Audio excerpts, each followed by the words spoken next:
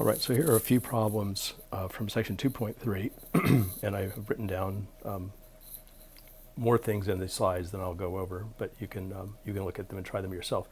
And there's a handout that is posted in D2L that matches these problems. We're trying to model linear relationships, and in each case we can see that the fact that this is a linear relationship is actually given to us, and at this point in the course we don't really have any other kinds of models to think about, so that part should not be that surprising. When we're trying to model with a function, one of the important things to do is to identify the inputs and the outputs of the function. These problems are trying to be helpful here because it's actually writing this h of a notation, and we've seen this before with our f of x notation, that the letter that's in the parentheses is the input.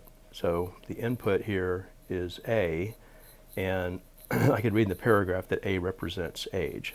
So I can see from the blue highlighted stuff, the inputs are the age of a group A. The outputs, on the other hand, is what h of a refers to, and so in that case it says it's going to be heart rate, so it describes heart rate. So those are our outputs, and we can see up at the top that heart rate is measured in beats per minute in each of those problems. So age is measured in years and heart rate is measured in beats per minute. Okay, so we've identified inputs and outputs, and so that means in the paragraph I should be able to find input-output pairs. So I'm going to write down pairs where the first coordinate is an input, so that should be an age. So I'm told in the very first sentence that when the input is 20, the maximum target heart rate is 170. So that is an input-output pair because the first coordinate is an age, which are what I identified as the inputs, and the second coordinate is a heart rate, which is what I identified as the outputs. A second point that's identified is when age is 70, then the maximum target heart rate should be 128. Again, first coordinate is age, second coordinate is heart rate. So I'm given those 2 points, but I'm given those in paragraph form. But if you give me 2 points on a line, which is what we have here as a linear function, then I can find the equation of that line. And my process, I'll go over this one, the steps here. So the process is to first find the slope. So the slope, I like having my denominator come out to be positive, so that's my preference. So that's in the denominator is the difference in the x coordinates, the first coordinates, and then in the numerator will be the difference in the corresponding output coordinates. And as usual, I have to pay attention that I've done that in the same order. So the 70 in the denominator goes with the 128 in the numerator, so that's why they're right above and below each other. And the 20 in the denominator goes with the 170 in the numerator, that's why they're lined up with each other. And so if you do that, you'll have 42 in the numerator and 50 in the denominator. So that's either 42 over 50 or 21 over 25, or just 0.84 is a nice decimal number for it. So then the equation of the line, and again you can use the fraction or the decimal or whatever you want here, is going to have this form from our slope-intercept form, and I can just grab either one of the 2 points, so I might as well use this one that I've already highlighted, and the given x-coordinate goes there, and the given y-coordinate goes there, and that would be a correct equation of that line. Now one final thing is that the problem says that they want this to be h of a equals, and so they want the outputs to be called h of a instead of y, and they want the inputs to be called a instead of x. So that's just a matter of translating it to the language of the problem. But this would be my final answer as a linear function, h of a in terms of a. In the second example, we have the formula that converts Celsius to Fahrenheit, and so I can identify one more time my inputs, or whatever the C is referring to. We can see that's the Celsius temperature. So I can see that that's the thing inside of the parentheses. So I know that's going to be the input, and so then the output is the Fahrenheit temperature. the given input-output pairs then should be a Celsius temperature, comma, a Fahrenheit temperature. So the first values that they give me is that pair, because 100 Celsius, that's the input, it goes with 212 Fahrenheit, that's the output, and 0 Celsius is related to 32 degrees Fahrenheit. So those are the 2 points that are being described in the first sentence. And then once again, I can get my equation. I'm not going to do the steps this time, but in this case my slope should be 9/5, and I'm going to use this point for my point slope form because I love having a 0 in there. And you can see x minus 0 is just x, so that's it can be simplified, and eventually I would want to write this so that I'm using f of c for the outputs and c for the inputs. So this should be what we get for that.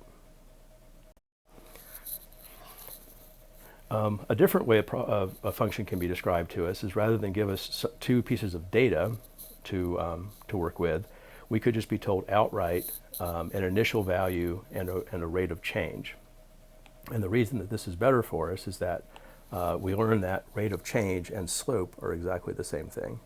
So if we see growing by 200 each year, that's giving me a rate of change. Okay? So that's a rate of change, which means that's a slope. So this v of t formula is going to look like 200 times t, and then plus something. So in other words, it's a linear function whose slope is 200. Now, I haven't really said what the t stands for. I mean, the problem doesn't say what t stands for, but you can see that I added that. V of t, I'm going to say, is population t years from now. So I'm making that decision. When I'm measuring time, it has to be relative to some point, and if they're not going to tell me anything else about it, then I'll just say t is the time starting right now. The reason that matters is because I have to understand how to interpret that 2,000 that's given in the problem. The 2,000 is the population right now, and so that's the population 0 years from now. So right now is 0 years from now. So in this formula, if I put 0 in for t, the formula I'm developing, that 200t goes away. It's 200 times 0. And I want that answer to be 2,000. So this is going to be my formula where t represents the number of years from now. So when we do that, when our time represents the years from now, then this number that we're given is, we refer to it as an initial value. And so initial means at the beginning, and so we think of that as the value when t is 0, when time is 0. And so that becomes the y-intercept in the formula. So playing that same game with the other group, the surrounding area is growing by 450 each year, so that's the slope. So that's 450 people per year. And the initial value in the surrounding area is 1,000. So these would be the 2 formulas that model the population in the city and in the surrounding area. The question here is when will something happen? And so when the question is when will something happen, that means we're trying to find the time where that will happen. So I'm trying to find t. That'll always be the answer to a when question, will be a time. Find t so that these 2 populations are equal. Because what's going to happen is initially the city has a higher population, 2,000 versus 1,000, but the surrounding area is growing faster, so there will be some time where the surrounding area overtakes the city. And so I want to find out when these are equal, and then the answer will be any time beyond that, the surrounding area will be larger. So I don't have a ton of space here, but I'll just write down how we had set this up and the answer that I get. So if I want v of t equal s of t, that means I want this formula for v of t to be equal to this formula for s of t. And so I'm going to do regular old algebra. So I would subtract 1,000 from both sides, subtract 200t from both sides, and what you should get is 250t equals 1,000. and so t equals 4. So you should try solving that and make sure that you see how those steps happen. So at the 4-year mark, these things are exactly equal. So basically 1 week later, remember the t here is just number of years. It could be 4.1 years or 4.2 years. It doesn't have to be a whole number. Any time after 4 years from now, the rural area will have taken over and will be bigger. Okay, so here's one more question that's very similar to these. You should give it a try. There are answers to these posted with the problems in D2L. Basically the note sheet for these slides has all of these problems on one side and then all of my solutions on the other side. But I wanted to point out one thing about this example, and that is we've taken it for granted here that when we look through this, we find these rate of changes. So this would be the rate of change for this population problem, and you'd see that I'm getting the same kind of thing that I got before. So that number is the thing in front of the T or the X or whatever letter you're using. But we've never really focused on this idea of this first part that says growing by. And to contrast that, I want you to see here what happens if we say shrinking by 200 people each year. That's also a rate of change, but in this case, the rate of change would be making the population smaller each year. And so that indicates that that's really a negative 200. So the rate of change, So the rate of change